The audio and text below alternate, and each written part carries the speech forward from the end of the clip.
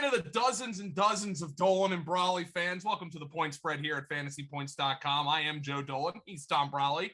Wonderful, wonderful day here on a Friday. As a matter of fact, it's actually a really shitty day. I was going to say, yeah, it's miserable up here. You can see how dark it is in my screen here. Yeah, it is awful. I'm looking out the window here. We've got it's spritzing outside. Tom, and we've had a monsoon all day, so for last week I put long pants on for the first time since like April when I wasn't in a wedding.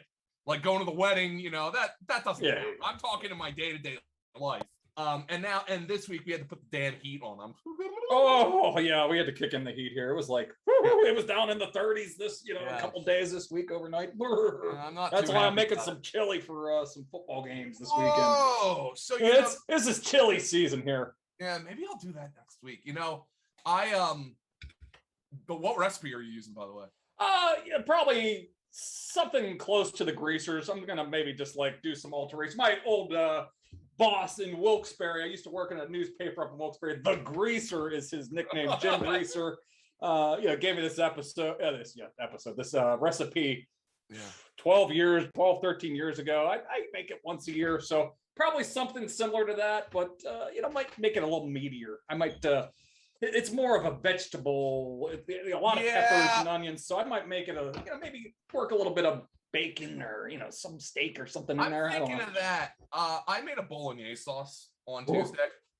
Nice. First time I've ever done it. I love it, but it's the first time I've ever done it myself. It is the best thing I've ever made.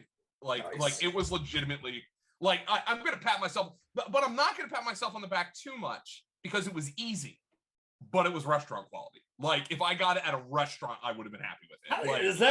Is it complicated? Or is it just like time consuming to make the sauce? So here's all you need, Tom. And I've kind of noticed that after we do our podcast on Tuesdays, I can put aside a little bit of time to cook and make meals for the week. So Tuesday's like my cooking day.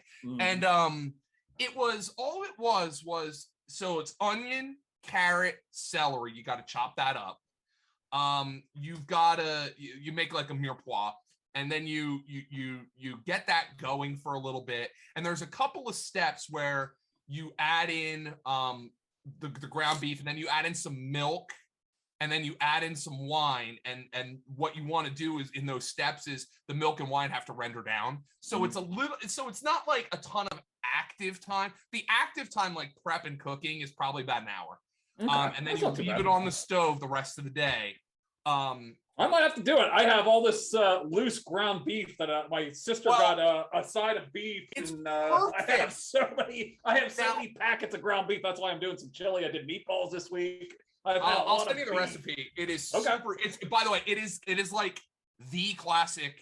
It's a recipe from the 70s. It is a classic recipe that if you go to Mario's Italian restaurant and you order a bolognese, this is probably the base of the recipe. And I didn't do anything fancy. I just doubled the recipe, but I didn't do anything fancy. Doubled it.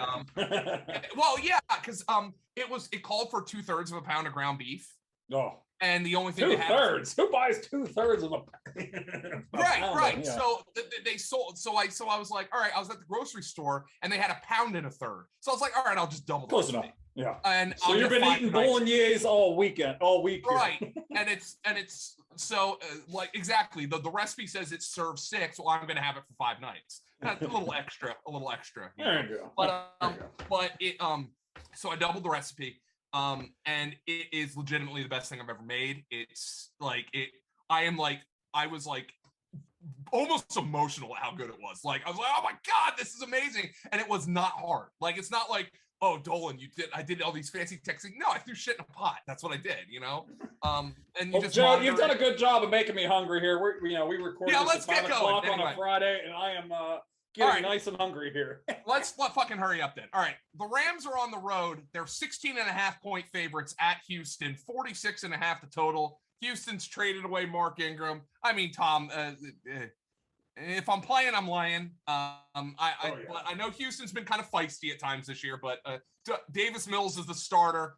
If I'm playing this, I'm laying. Just get down now. If you're looking at the Rams, this we've seen it the last couple of weeks here with the Texans. That Cardinals game finished at 20.5.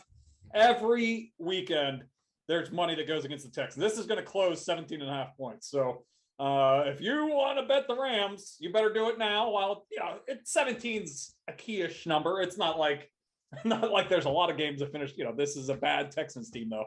So if you want to get underneath that number, I would get down now. That's the side I was on. I just didn't think they would play Tyrod. He just returned to practice here. Yeah. They're not in a rush to. They do want to get him back. They don't want to lose their locker room, but they're going to take another opportunity here to get him ready, get him, and they'll go through the trade deadline here. They ship off Mark Ingram here, so a little thinner. But this is a Rams side for me. I think the Rams are going to be kind of awake for this one. They got caught off guard last week. The Lions, they took it to them a little bit in that first quarter, and they ended up winning comfortably-ish, but it was more of a sweat than they wanted it to be. Ended up winning that game by 9, but it was a one-score game from much of the second half there. So I think the Rams will be focused here this week, and I'm on the Rams. I haven't bet it, but I would be on the Rams side here. In terms of props, I don't think I saw anything on this game. I mean, I don't even show any Texan props. Not that anybody would want to bet a Texan prop. Unless it's an under. But I'm trying to think. I did bet one thing. I just remember as I pull up my article here. I did bet Tyler Higbee to score a touchdown. Anytime touchdown plus 180. He's seen the second most red zone targets and the second most end zone targets at the position. He's had some shit luck. Hasn't found the end zone quite yet. But he's getting a pretty healthy dose of targets every week, and we're getting a pretty generous number here. And the Texans have given up 5 touchdowns to tight ends here in the last 4 games. So, I wouldn't be surprised if that number gets down more in the 140 to 150 range here by the time Sunday comes around. So, I love that number. It was 180 at FanDuel. I think it was 165 at DraftKings, but look around for your best number there. It's a pretty nice plus price. Let's go to the next game on the board, Tom. And DraftKings is slow for me. Oh, here we go. Pittsburgh at Cleveland. Pittsburgh catching. I'm a little surprised by this, Tom. 4 on the road. 42 is the total. You're a Steelers fan.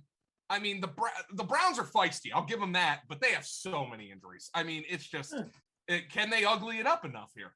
Yeah, I don't know. I think this line's a little short. I'm on the Cleveland side. I have these teams, pretty wide golf in my power ratings. I think this line should be closer to 5.5, 6 points. I think the Cleveland side, it has been getting some action here with Baker's. Looks like he's going to play. I don't know if that's a good thing or bad thing. Probably a good thing. I mean, but he could aggravate that injury at any time. But Keenum, he showed that he's more than capable as a fill-in here last week, and supposed to get Nick Chubb back. And I have my concerns. The Steelers defense, they got kind of bullied around the last time out. The Seahawks were running right at Chris Wormley. They were pushing them off the ball, and we saw what the Cleveland Browns did with Dearness Johnson against the Broncos last week. I have my concerns there. They're not getting Stephon Tuitt back here just quite yet. He's not ready to go. So, this defensive line still has some issues. Big mismatch there. And this Steelers offense still hasn't. I mean, they look good for about